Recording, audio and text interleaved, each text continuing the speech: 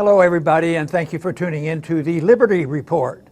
With me today is our co-host, Daniel McAdams. Daniel, good to see you today. How are you this morning, Dr. Paul? I understand that we might have a few questions to answer. That's right. You're back in the hot seat, sir. Oh, okay. You know, we really enjoy our audience participation. They participate by commenting during the show live. And then whenever we want to do a show, we want to bring them in. We do our Ask Ron Paul show, where they get to ask you questions directly. This time, every single time, it seems like they're getting better. And this was a good crop, too. It was tough to whittle it down. We both spent some time doing it. But let's go right to the first question. And this is a good and timely question that people are asking.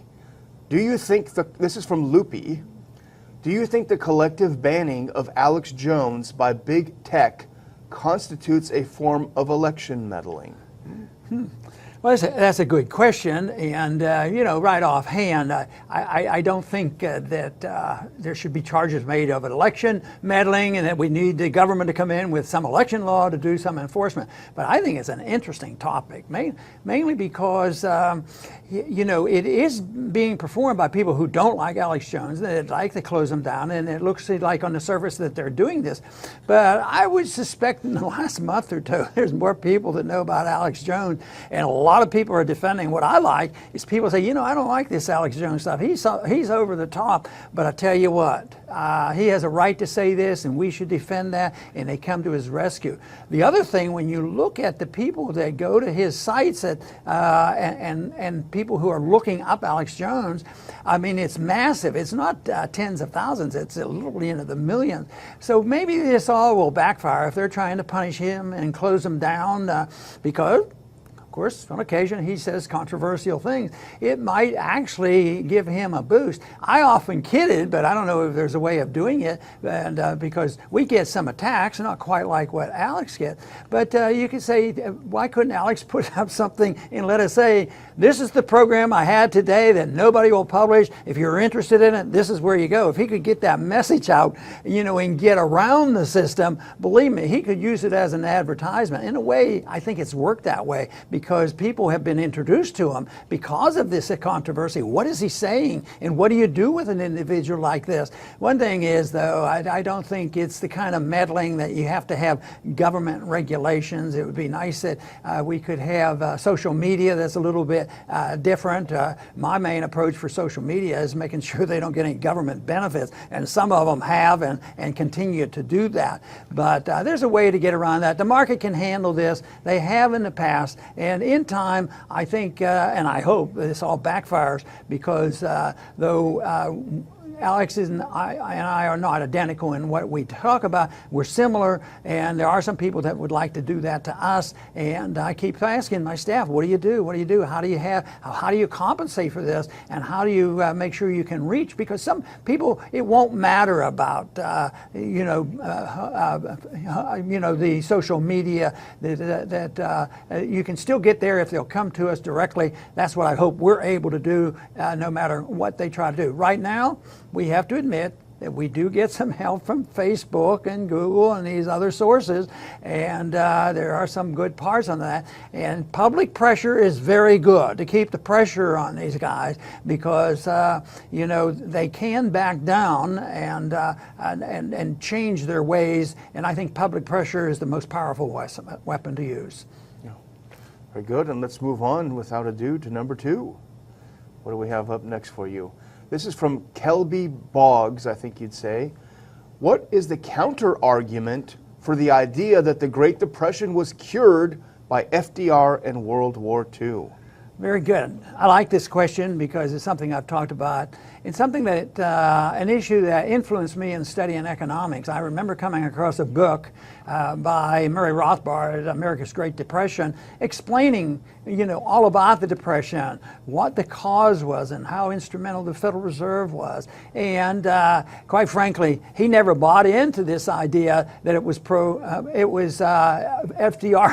that shortened it or helped us get out of the Depression, and that the war was necessary to do with it. The one issue that comes out in the study of Austrian economics is that the important thing is, why did it occur? It occurred because the Fed, you know, interfered with inflation rates, and you know, the money supply and interest rates, and caused a bubble, and the bubble burst.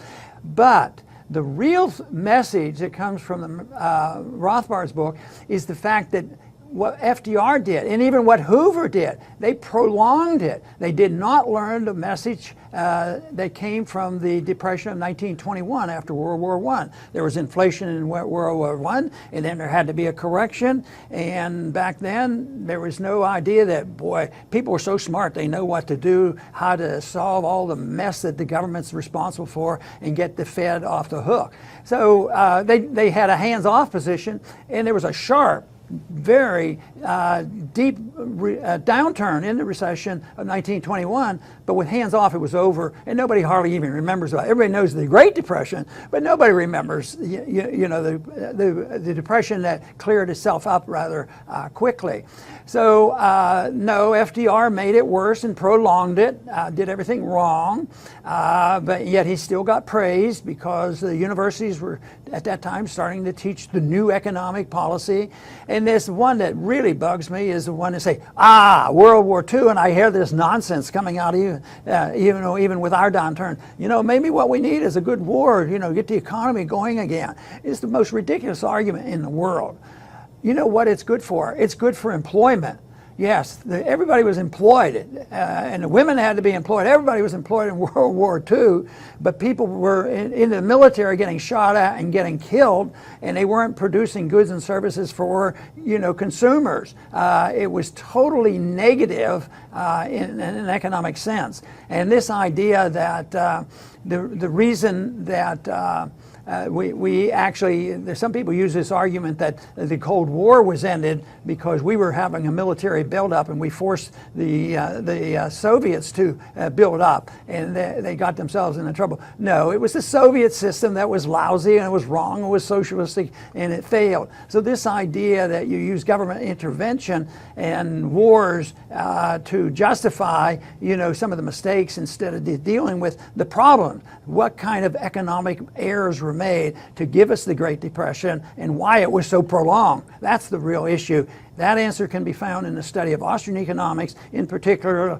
the American Great Depression by Murray Rothbard. Wow. Speaking of depression and economic disasters, our third question is on the same topic, if we have it over there. This is from The Instructive Scholar. What do you think a post-economics collapse America is going to look like? And what should we be doing to prepare for it? Yikes. This is a tough one because you have to be pretty negative to prepare, but you don't necessarily have to be. But to have a precise answer that can answer this question, I don't think anybody knows exactly what happened. What I try to do is try to prevent the crisis from coming, because it could be anywhere from the world suffering a collapse like Zimbabwe and Venezuela to a problem getting much worse where you have a lot of inflation, a lot of unemployment, and a lot of poverty, worse than we have now around the world, and coming to our senses and figuring, yes, something has to be done, because there's a lot of downside to the bubble that has been developed with the dollar and the dollar-denominated assets, and the correction will have to come. So there's going to be a lot of bankruptcies. I think it'll be a inflationary depression. Instead of prices dropping, prices will go up and there'll still be a depression. The foolish nonsense they teach you now is if you can only have inflation, you can correct your problems. That's why the Fed's been working hard to get the inflation rate up. But no, the real danger under this situation will be what's going on in Zimbabwe. You have a depression and no confidence in the economy, and yet prices are rising. And matter of fact, to the point where they don't make any sense at all. So I think that preparing for this is to me, the ultimate preparation for this is getting as many people as possible to agree with what the answer should be, and that is more freedom and getting rid of the Federal Reserve, and in the meantime preparing for massive inflation with metals and other investments, and knowing how to take care of somebody in a crisis period. But you don't know exactly how bad it'll get, because we don't know when we'll have somebody in the authority that will come to their senses and have a monetary reform. I recall in history that there was a major monetary reform after the Civil War, and it went smoothly. And that was the Restoration Act of 1875 that had a 3-year period where they restored the gold standard after it having been canceled out for about 15 years. And it was a non-event, but we didn't have the welfare state, we didn't have the warfare state, we didn't have these massive deficits. But right now we have these massive deficits. And one thing I firmly believe, that if an individual lives beyond his or her means, they will have to live beneath their means in order to correct the problem. A country will have to do the same thing. We have lived way beyond our means. We have way too much privilege. We have an army much bigger than we should have and that we can afford. We're way overly involved, and that will be corrected. The $21 trillion debt, which we talk about, plus the $210 trillion debt and all the pension funds, it has to get liquidated. So the people in this country will get much poorer. Survival can be a very important issue. But then again, I don't lie awake at night saying, well, there's nothing we can do about it. Actually, what we can do is just come up with some common sense and get people to promote this and say, this makes sense that we shouldn't have these kind of deficits. It makes sense that you shouldn't be able to print money. It makes sense to do something like the founders did with the runaway inflation of the continental dollar. Sit down and devise some rules. But that won't happen unless the people understand why the rules are being written, because it will look harmful, because you would say, well, we have to write some rules by cutting back. You mean cut back on the military-industrial complex? How can we be a world power if you do that? Well, people would have to accept that. Do you have welfare for everybody, foreign and domestic, and no limits? No, we have to challenge that whole system. So it's an ideological war. You don't know how fast ideas will travel. We have our challenges today with the social media regulating us, getting our message out. But believe me, the message is powerful and the message is strong, and it can't be stopped. And it's the answer an understanding of what free markets are all about, and sound money, and what individual liberty can do, and then it shouldn't be so bad. So the biggest challenge in protection against this catastrophe that may come is the message of liberty, because believe me, if people get out of the way, problems can be solved rather easily. As the Depression lasted a lot longer than it should have, we remember that there was a depression in 1921. It was over in a year. So if we do the right things, we can survive all this. But it's the principle of liberty that has to be emphasized. All right, now rounding up our top 4 questions for today is a final one on partisanship. This is from Sarah Stook. Is there an increase in partisanship in American politics? And if so, is that an issue?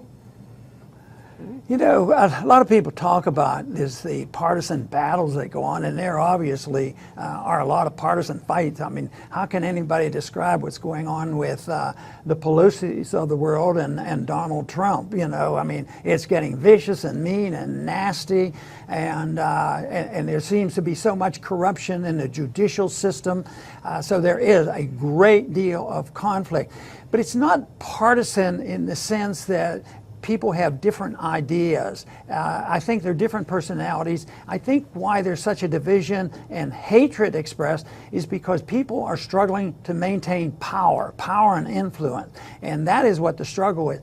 I don't think for a minute the two political parties are separate from what they have done. In all this argument and stuff that's been going on, how often do you say, well, the answer is that we have to address the subject of the Federal Reserve that finances this terrible system that we have, and it finances, our foreign intervention. It started all those wars in the Middle East, and that's why there's a migration problem around the world. They're not talking about that. They're not talking about why deficits are bad. They're not talking about why welfareism isn't a good idea. It causes more welfare, and it ends up like Zimbabwe and Rhodesia and Venezuela. So this is the thing that is important. But there's I always said that there's too much partisanship when it comes to the issues. But this skirmish that's going on, this hatred that is being expressed by the various factions, I think represents the fact that the system is rather fragile. The power structure is different, and people are really nervous about where the wealth is coming from. And maybe they know exactly what we know, that this deficit spending is not sustainable, and that the monetary system is not sustainable, and our empire is not sustainable, and they're wondering what will happen. And of course we hear a lot more noise that what we need is more socialism for the problem, and others are arguing the other case. But the partisanship is different than what a lot of people think, that they're arguing over issues. Now, in the midst of all this, the two parties will get together. At the end of the year, they will have a comprehensive bill, that continuing budget bill, thousands of pages long, and nobody will ever, the average person won't know about it. The citizens won't know much about it. The lobbyists will know about it. The leadership and Republican Democrats won't know about it. That'll be very bipartisan. So the partisan bickering and fighting and hatred that's going on is very real, because they're struggling for power. Well, Dr. Paul, you didn't even break a sweat. That's great. I just want to close by saying this will be our last time together before our big conference on Saturday. We're both looking forward to it. I'd like to announce, as I predicted, that we've completely sold out in tickets. So if you didn't make it this year, get your tickets early next year. If we do it next year, don't wait around. But we're looking forward to seeing so many of you on Saturday the 18th in Washington, D.C. Very good. I'm looking forward to meeting many of you in D.C. and attending our conference. I want to thank you all for tuning in today to the Liberty Report, and please come back soon.